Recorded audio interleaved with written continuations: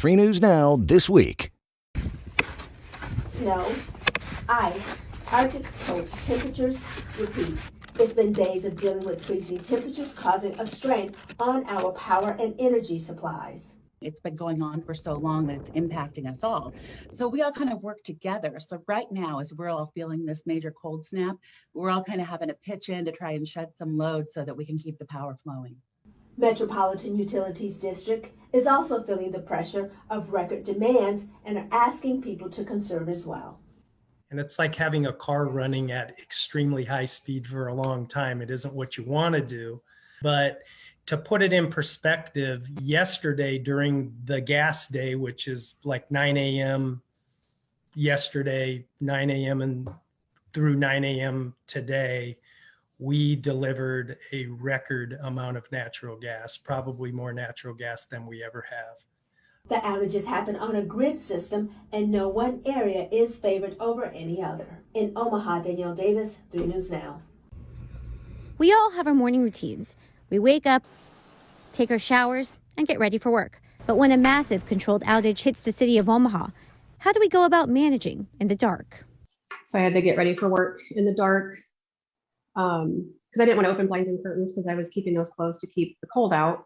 So I kept the blinds and curtains closed just to kind of keep it as warm as I could. The temperature dropped a few degrees. Our garage door wouldn't open. Both Shonda and Sarah Cohen are Omaha residents impacted by the outages. So the power came back on around 8 at my apartment, and then it went out at my work, I think around 8:30, just a little before I got there.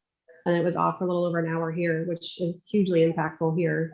Obviously no warning for either one. Shonda didn't expect the power outage. I didn't have flashlights. I wasn't prepared for the power to go out. They had sent the email late Sunday night from OPPD asking us to conserve energy. And so I thought, well, I could definitely start doing that. And then all of a sudden the next morning, it's, we're in this emergency situation. We got to cut power. Sarah Cohen was aware of OPPD's warning to conserve power. I have 4 kids.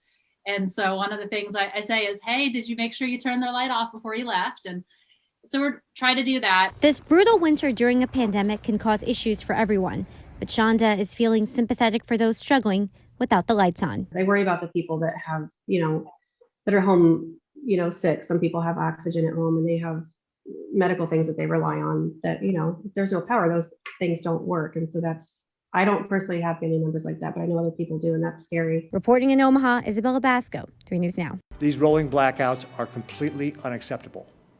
This is the United States of America. We are not some developing nation who has an unreliable power grid here. Governor Pete Ricketts made a bold statement today arguing that relying too much on renewable energy sources will lead to more planned power outages in the future. Power company leaders responded to the governor's words today, saying there's a lot more to it than that. 3 News Now reporter Jessica Edson has more reaction from energy experts. Some families in America are preparing to wake up for a 4th day without heat or water.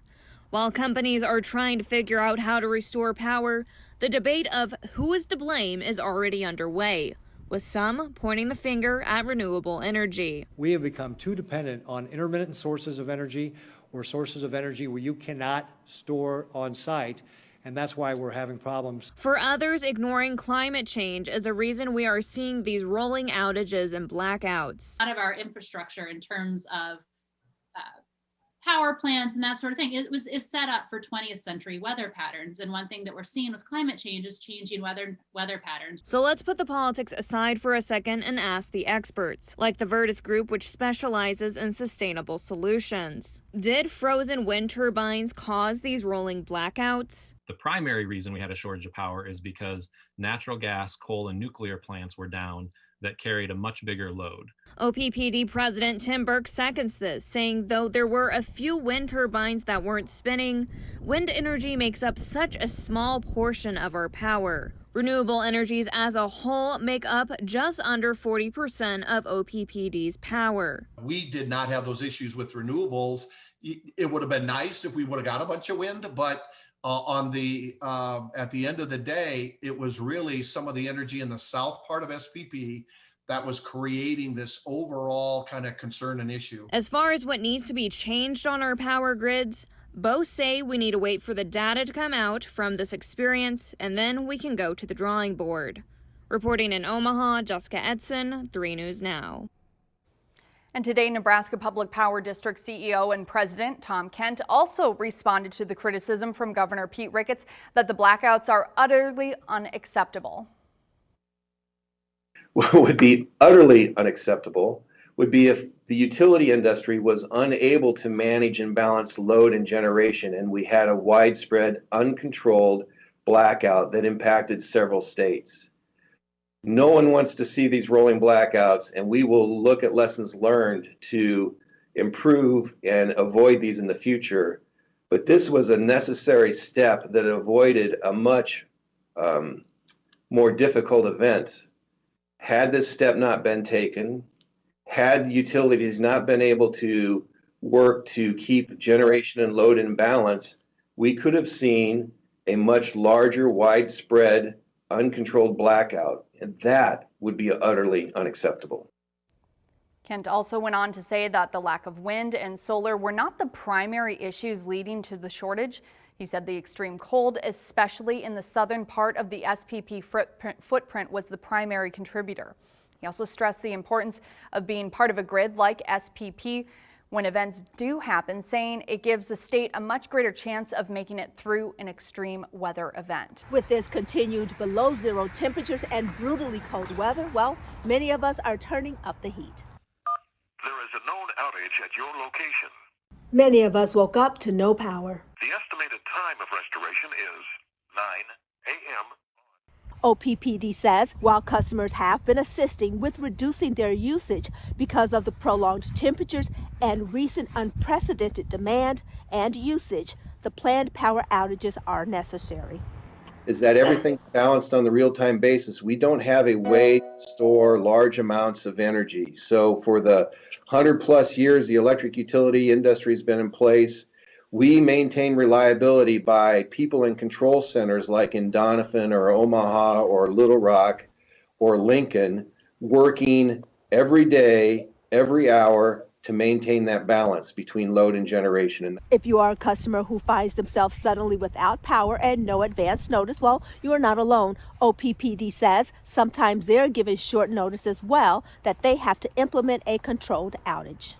So when we have enough notice, we're trying to send automated phone calls out to customers to let them know that they may be experiencing an outage. It's not always possible, unfortunately, because we really have to react right when the Southwest Power Pool tells us to. Baker says they ask for everyone's patience and understanding, and everyone should just plan for an outage. 1,818 customers are affected. But the more people conserve power, the fewer planned outages they have to do. The outages usually occur in the early morning or late at night, which are also the coldest times of the day, which are also peak usage times. In Omaha, Danielle Davis, 3 News Now.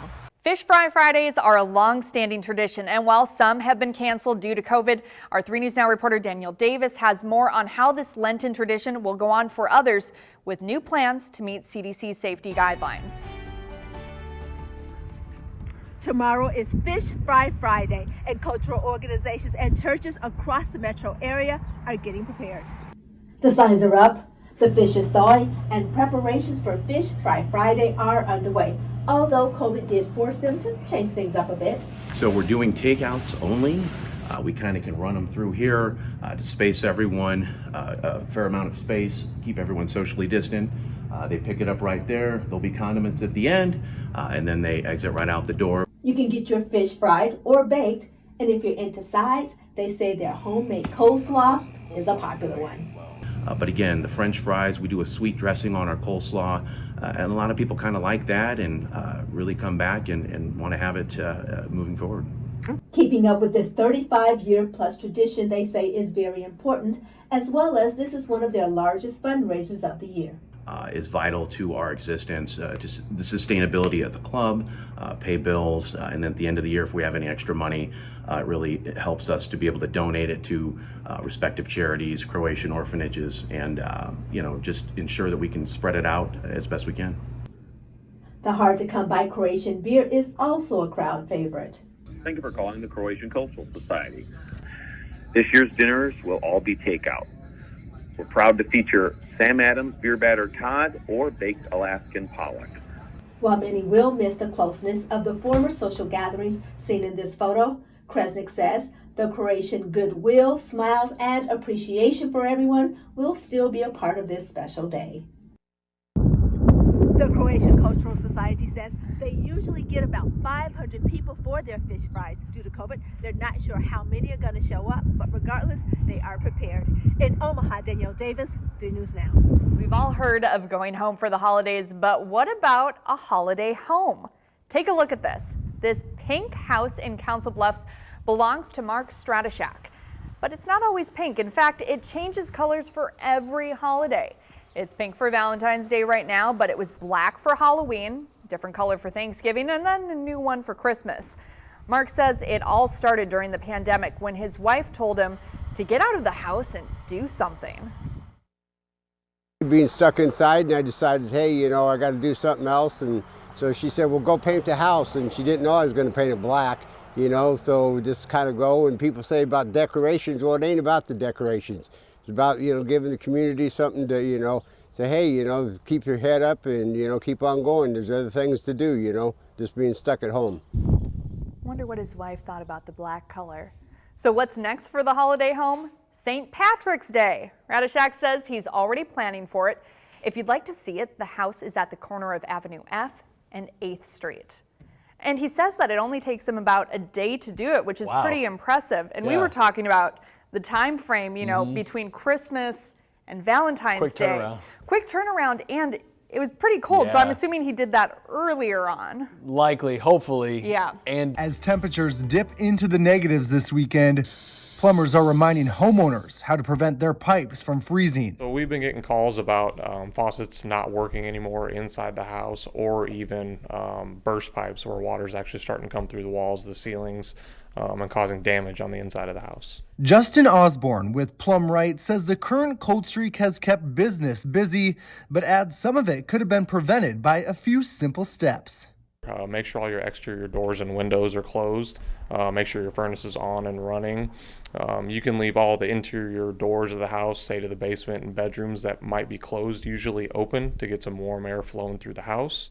Osborne says in extreme conditions, there is another trick. He says leave your faucet dripping, as a little bit of running water will help keep your pipes from freezing. For many, their main water line is not underground, leaving pipes more vulnerable to these cold temperatures. Exposed piping, you can try to wrap some insulation around it, essentially keep the wind and the airflow off of those pipes as much as possible. He says these tips are free and easy, especially compared to the stress and cost of having burst pipes.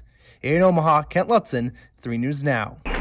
Chickens tossed, scarred, and bred to grow so fast they fall over.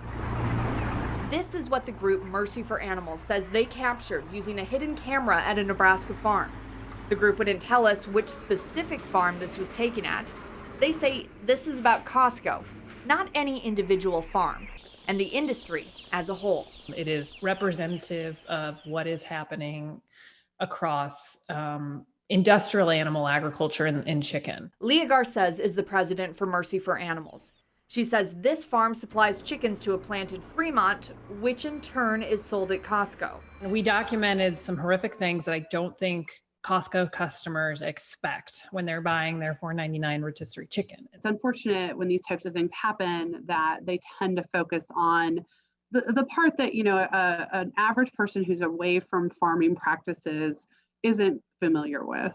Jessica Coulterman is the spokesperson for Lincoln Premium Poultry, a company created by Costco. They get their chickens from about 100 of these farms in Nebraska and Iowa. She says 4 to 5% of chickens die before slaughter, which is the industry standard. A small percentage of the animals do pass away during their growth cycle.